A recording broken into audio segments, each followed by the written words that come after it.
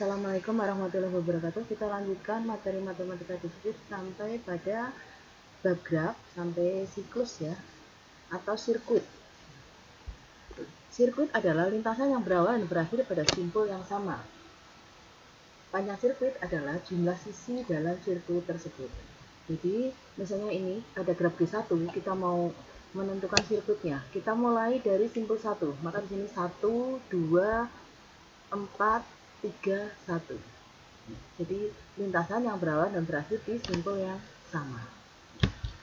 Kemudian terhubung atau connected. Dua simpul V1 dan V2 disebut terhubung jika terdapat lintasan dari V1 ke V2.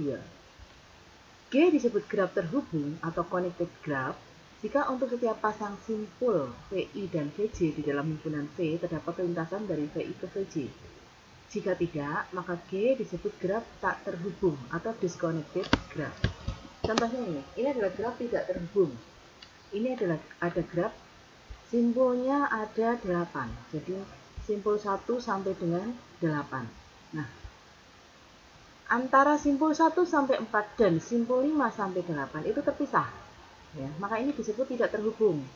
Seandainya di sini ada sisi, ya, misalnya sisi 45 atau sisi 48 atau sisi 26 atau sisi mana saja dari simpul yang ada di 1, 2, 3, 4 ke simpul yang ada di 5, 6, 7, 8. Nah, maka ini disebut graf terhubung. Jadi kalau ada sisi yang menghubungkan ke graf bagian kiri ke graf bagian kanan, ini disebut graf terhubung. Tetapi karena ini terpisah, maka ini disebut graf tak terhubung.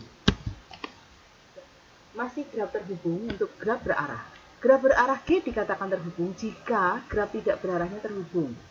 Graf tidak berarah dari G diperoleh dengan menghilangkan arahnya. Jadi kalau misalnya ada graf berarah ya, graf berarah itu dikatakan terhubung ketika nanti arahnya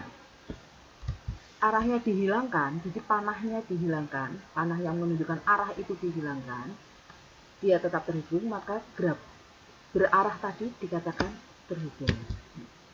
Dua simpul U dan V pada graf G disebut terhubung kuat atau strongly connected jika terdapat lintasan berarah dari U ke V dan lintasan berarah dari V ke U. Jadi ada panah bolak-baliknya.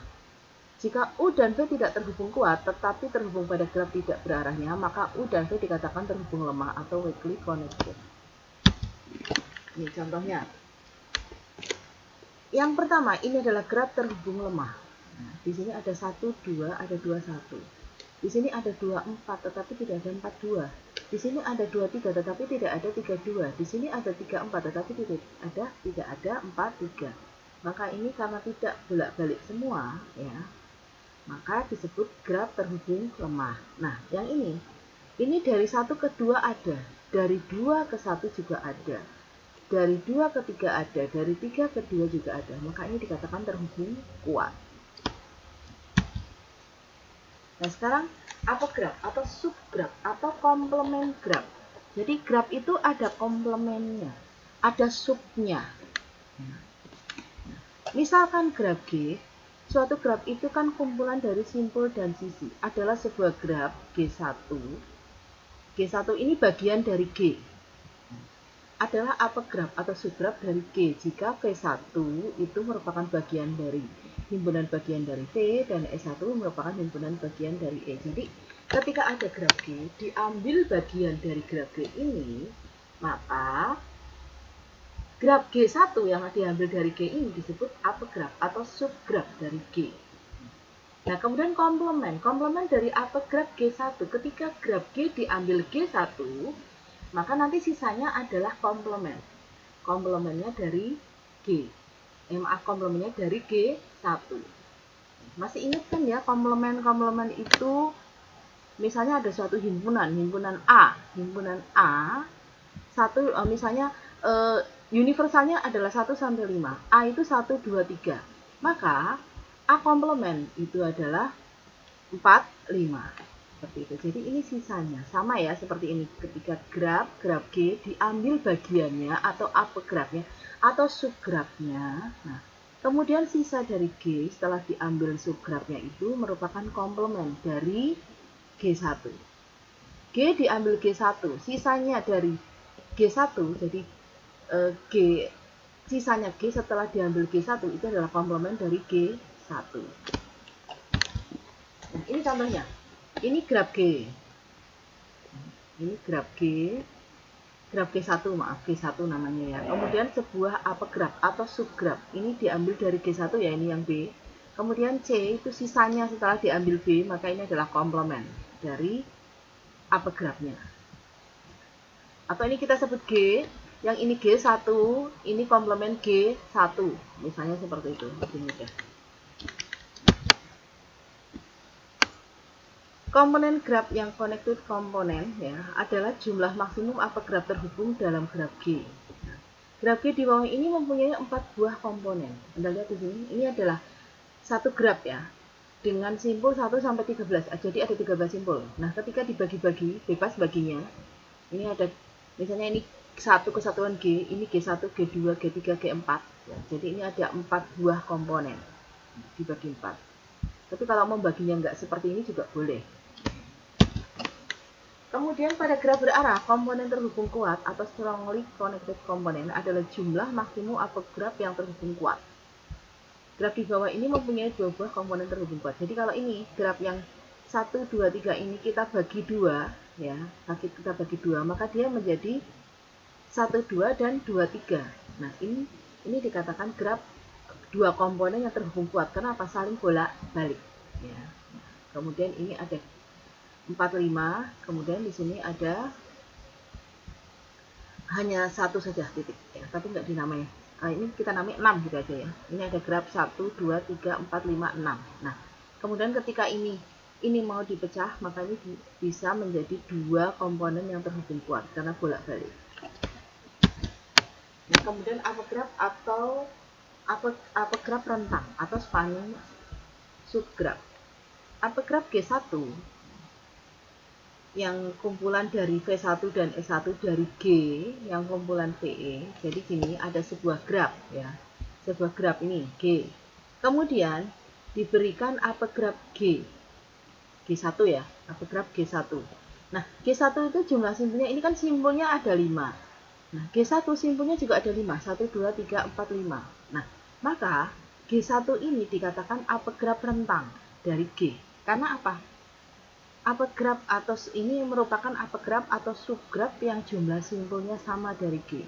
Jadi apegraf atau subgraf rentang itu adalah apegraf atau subgraf yang mempunyai jumlah simpul sama dengan induknya.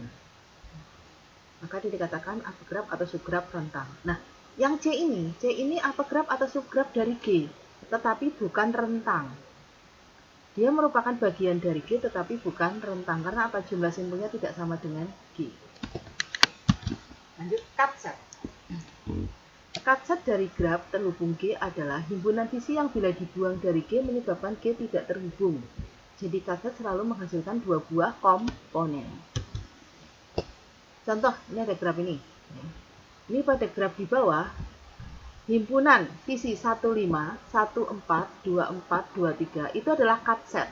Jadi 15, 14, 23, 24 itu adalah cutset. Karena apa?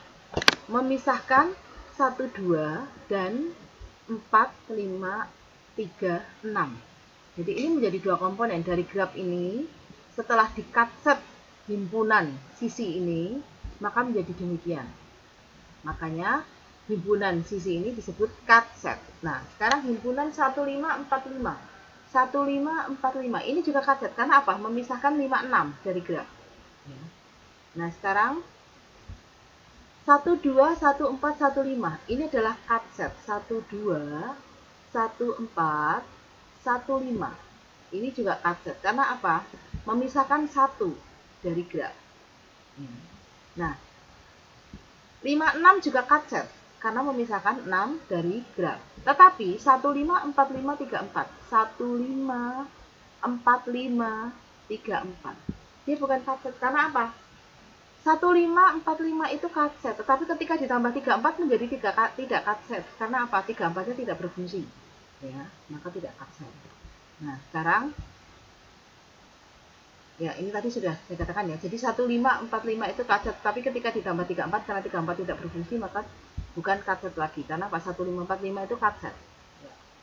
Jadi tahu ya cut-set ya, jadi himpunan sisi yang ketika dibuang itu menjadikan sebuah komponen baru. Jadi grafnya menjadi terpisah, itu disebut cut-set. Graf berbobot. Graf berbobot adalah graf yang setiap sisinya diberi bobot. Nah, ini ada graf A, B, C, D, E. Setiap sisinya diberi bobot.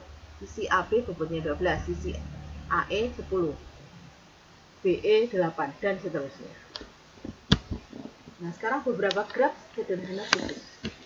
Ada graf lengkap, graf lingkaran, graf teratur, dan graf bipartit. Yang pertama graf lengkap. Graf lengkap ialah graf sederhana yang setiap simpulnya mempunyai sisi ke semua simpul yang lain. Graf lengkap dengan n buah simpul dilambangkan dengan Kn. Dengan n adalah jumlah simpulnya. Jumlah sisi pada graf lengkap terdiri dari n buah simpul. Adalah n kali n-1 dibagi 2. Nah, ini ada K1. Coba kita cari jumlah sisinya ya. 1 kali 1 min 1 dibagi 2. 1 min 1 itu 0. 0 kali 1, 0. 0 dibagi 2, nggak ada sisinya. K2. 2 kali 1 dibagi 2. 1 sisinya. K3. K3 itu 3 kali 3 kurangi 1. 6. 6 bagi 2, 3. Nah, sekarang K4. Ini salah ya gambarnya. Nanti tolong diperbaiki kalau Anda mengeprint ya. K4. 4 kali 4 dikurangi 1 itu 12. 12 dibagi 2 itu 6. Ini harusnya ada yang menyilang di sini. Ya. Jadi sisinya ada 6. Dan seterusnya. Ya, nanti ini tolong kalau Anda ngeprint ini dikasih silang. Kemudian graf lingkaran. Graf lingkaran adalah graf sederhana yang setiap simpulnya berderajat 2. Graf lingkaran dengan n simpul dilambangkan dengan Cn. Ini ada C3. Kemudian di sini ada C4, C5, C6. Jadi dilihat sini setiap simpulnya berderajat 2. Nah, berderajat 2 ya. Jadi ini disebut graf lingkaran. Kemudian graf teratur atau regular graf. Graf yang setiap simpulnya mempunyai derajat yang sama disebut graf teratur. Apabila derajat setiap simpul adalah R, maka graf tersebut disebut sebagai graf teratur berderajat R. Jumlah sisi pada graf teratur adalah NR dibagi 2. Nah, sekarang kita lihat ya. Kita lihat ini ada 4 ya. Simpulnya ada 4. N-nya derajatnya ada 3. 4 kali 3 itu 12. 12 dibagi 2, 6. Apakah benar ada 6 sisi? 1, 2, 3, 4, 5, 6. Ya, benar. Ini graf teratur. Jadi, graf yang mempunyai derajat yang sama pada setiap simpulnya itu graf teratur. Nah, sekarang graf bipartit. Graf bipartit itu adalah graf G yang himpunan simpulnya dapat dipisah menjadi 2 bagian. Jadi V1 dan V2 yang saling berrelasi. Ya. Nah, di sini. Ini ada suatu graf ya, ini grafnya seperti ini bentuknya. Kemudian ini sisinya, simpulnya dapat dibagi menjadi 2 himpunan. Jadi ada V1, V2, yang masing-masing dari V1 berelasi ke V2, seperti ini. Nah, ini juga ada, ya. Ini masih graf bipartit. Di sini ada A, B, C, D, E, F, G, ya. Di sini ada kelompok A, B, D. Kemudian ada kelompok C, E, F, G. C, E, F, G. Tapi ini ada kesalahannya di sini ya. Nah, di sini seharusnya ini ada yang tidak terhubung. Jadi EF ini seharusnya tidak terhubung. Jadi ini dihilangkan. Nanti kalau Anda ngeprint ini dihilangkan. Kenapa? Kalau ada ini EF ya, ini tidak bipartit. Ya, makanya ini nanti ketolong sisi EF-nya dihapus kalau Anda ngeprint. Atau silahkan Anda berikan catatan gitu boleh. Jadi ini termasuk contoh bipartit karena ketika EF-nya dihilangkan ya, ini bisa dibagi menjadi 2 buah himpunan simpul yang saling berrelasi. Nah, ini juga ada lagi di sini ada K33 ini namanya. Kenapa K33? Karena dia bisa dikelompokkan atau dikelompokkan ya menjadi 3 dan 3. Jadi di sini ada sisi simpul H1, H2, H3, kemudian ada simbol WGE. Ini ada dua himpunan simbol yang saling terhubung, saling berelasi. Maka ini karena 33 maka disebut K33. Nah, ini juga bipartit ini. Jadi ini adalah berelasi satu ke banyak ya. Satu ke banyak. Di sini ada satu, di sini banyak. 1, 2, 3, 4, ada 8 ya. Nah, jadi ini pengelompokannya nanti satu simpul, kelompokan yang kedua adalah 8 simpul yang saling berrelasi. Ya, sudah untuk pertemuan hari ini ya. Kita cukupkan sampai di sini. Sampai ketemu minggu selanjutnya, di minggu selanjutnya insya Allah ya. Wassalamualaikum warahmatullahi wabarakatuh.